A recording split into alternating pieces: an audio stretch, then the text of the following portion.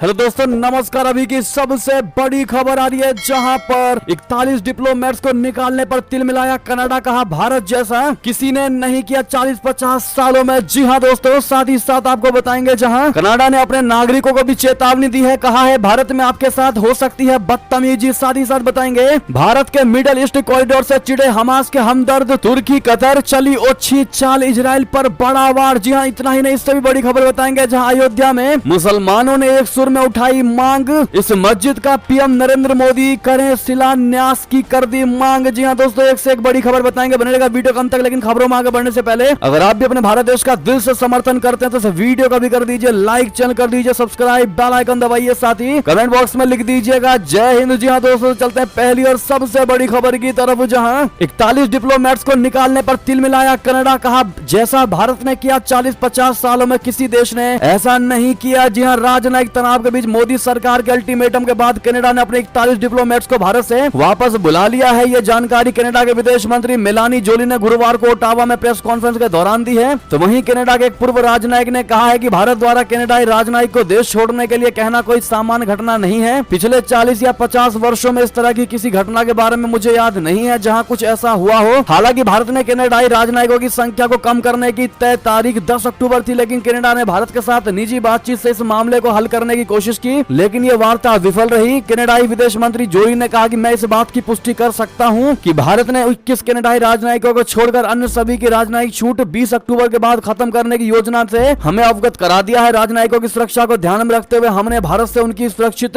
वापसी सुनिश्चित की है। इसका मतलब यह है कि भारत में रह रहे 41 राजनयिक और उनके परिवार भारत छोड़ चुके हैं। दोस्तों, कनाडा की ओर से यह कदम ऐसे समय में उठाया गया है जब इसी महीने 3 अक्टूबर को भारत सरकार की ओर से कनाडा को चेतावनी दी गई थी कि अगर राजनयिकों की संख्या कम नहीं की जाती है तो उनकी सभी राजनयिक छूट खत्म कर दी जाएगी। कनाडाई प्रधानमंत्री जस्टिन ट्रूडो की ओर से खालिस्तानी आतंकी हरदीप सिंह निज्जर हत्याकांड को लेकर भारत पर लगाए गए संगीन आरोप के बाद से दोनों देशों के बीच राजनयिक तनाव चरम पर है। जी हाँ, साथ ही साथ इतना ही नहीं, आपको बता दें कि कनाडाई ने अपने नागरिकों को बड़ी चेतावनी दी है। कहा भारत में आपके साथ हो सकती है बदतमीजी। बता दें, कनाडा ने भारत की यात्रा करने वाले अपने नागरिकों के लिए ट्रेवल एडवाइजरी को अपडेट करते हुए उससे कुछ बदलाव किए हैं। कनाडा ने अपने नागरिकों को भारत में रहते हुए विशेष सावधानी बरतने को कहा है। कनाडा पीएम जस्टिन ट्रूडो ने अपने लोगों से कहा है कि भारत में उनको कनाडा के खिलाफ प्रदर्शनों और उत्पीड़न का शिकार होना पड़ सकता है। उनके साथ सार्वजनिक स्थानों पर बदसलूकी भी की जा सकती है। भारत से अपने 41 राजनयिकों की वापसी के बाद कनाडा ने एडवाइजरी में ये बड़ा अपडेट किया है दोस्तों, जबकि रियलिटी कुछ और ही है। भारत ने हमेशा से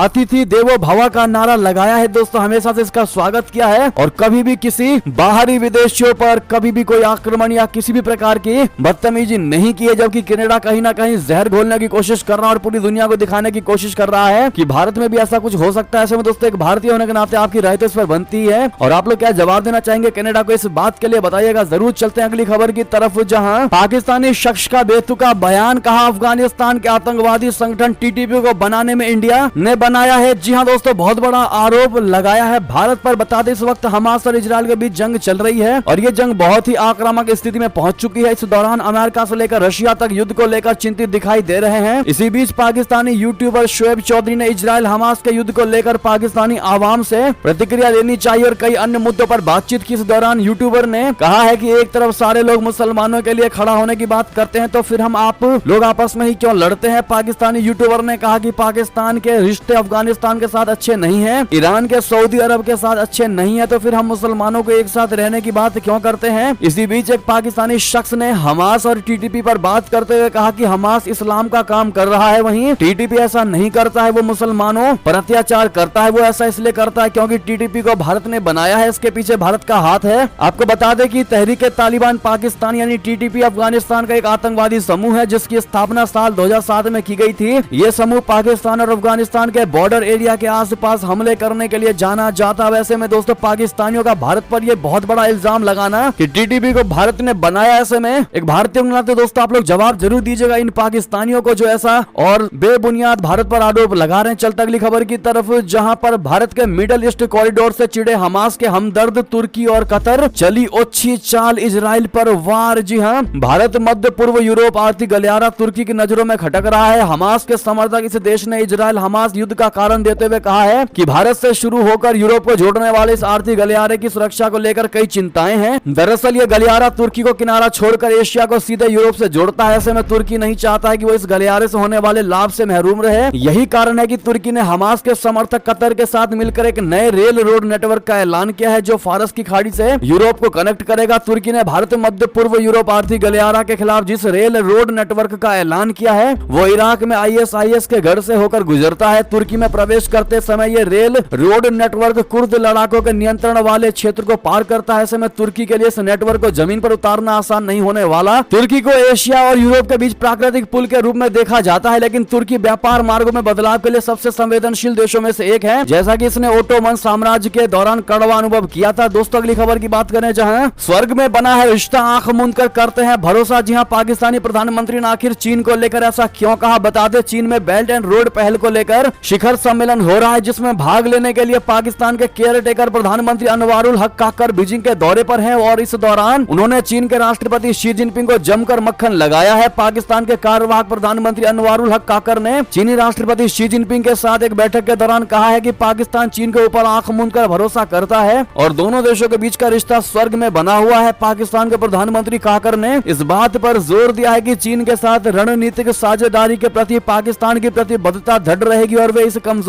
कमजोर करने की इजाजत नहीं देंगे। माना जा रहा है कि आर्थिक संकट में फंसा पाकिस्तान चीन से और भी ज्यादा ऋण लेना चाहता है, क्योंकि चीन ने पाकिस्तान के BRI प्रोजेक्ट के लिए और ज्यादा ऋण देने से मना कर दिया है और पाकिस्तान इसीलिए लगातार चीन को मक्खन लगा रहा है। जी हाँ दोस्तों, अब ऐसे में पाकिस्तान को पता है कि चीन को मक्खन लगाना पड़ेगा तभी उससे ऋण मिल पाएगा और ऐसे में ऐसी ऐसी चिपड़ी बातें कही जा रही है पाकिस्तान के द्वारा। अब आप समझ पा रहे होंगे आखिर कूटनीति में भी मक्खन लगाया जाता है। चलते अगली खबर की तरफ, जहां महात्मा गांधी के हथियार से फलस्तीन को मिलेगी आजादी, हमास की हिंसा नहीं। सऊदी प्रिंस अल फैसल ने दे डाली ये नसीहत। बता दे, सऊदी अरब के पूर्व इंटेलिजेंस चीफ तुर्की अल फैसल ने इजराइल और फलस्तीन में आम लोगों पर हिंसा का कड़ा विरोध किया है। उन्होंने कहा कि किसी भी तरह की हिंसा या सैन्य कार्रवाई कभी भी किसी समस्या का हल नहीं हो सकता है। ऐसे में वो हमास के इजराइल में हमले और इजराइल की गाजा में कार्रवाई दोनों की निंदा करते हैं। उन्होंने कहा कि इस मामले का हल भारत की आजादी के सिपाही महात्मा गांधी के दिखाए अहिंसा के रास्ते से ही मुमकिन है। फलस्तीन के लोगों को उन तौर तरीकों से सीखना चाहिए जो महात्मा गांधी ने भारत की आजादी के लिए अंग्रेजों से लड़ाई के लिए अपनाए थे। साथ ही साथ अगली खबर की बात करें, जहां हिजबुल्लाह से दूर रहो। जी हां, अमेरिका ने इजराइल को दी लेबनान पर हमला न करने की सलाह। बाइडेन को सताया बड़ा डर। जी हां, इजराइल और हमास के बीच चल रही जंग में हिजबुल्लाह भी उतर सकता है। हिजबुल्लाह की ओर से इजराइल के खिलाफ मोर्चा खोले जाने की बात कही जा रही है। हालांकि अमेरिका नहीं चाहता कि इजराइल का हिजबुल्लाह से टकराव हो। बाइडेन एडमिनिस्ट्रेशन ने इजराइल से हिजबुल्लाह के खिलाफ सैन्य अभियान शुरू न करने का आग्रह किया है। अमेरिका चाहता है कि मौजूदा युद्ध गाजा से आगे नहीं फैले।